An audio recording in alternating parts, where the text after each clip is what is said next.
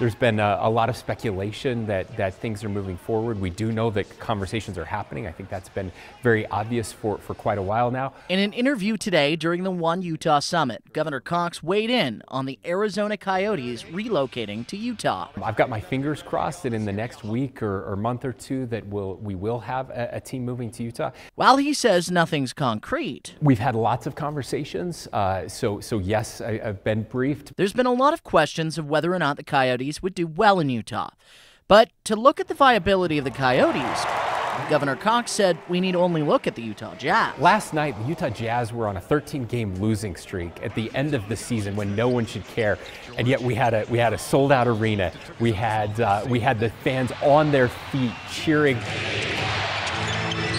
In a lackluster season, the Jazz still managed to continue their streak of 292 consecutive sellouts. So would the Coyotes get the same love? There's a big chance that can make a lot of people really, really happy. And so there's a lot of benefit to having sports teams in your community. It does enhance the lifestyle of people living here. David Berry is a sports economist at Southern Utah University.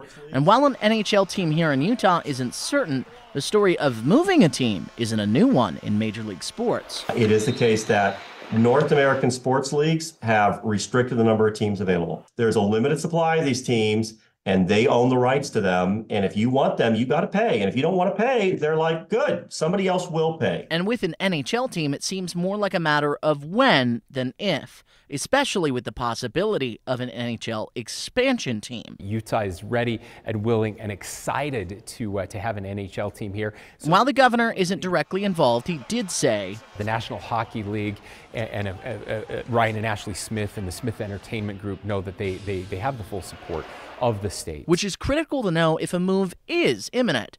That Utah is also ready to sell out those games, too. That shows the state of sport here in Utah. If you watched that game last night, you would be crazy not to want to bring your sport here.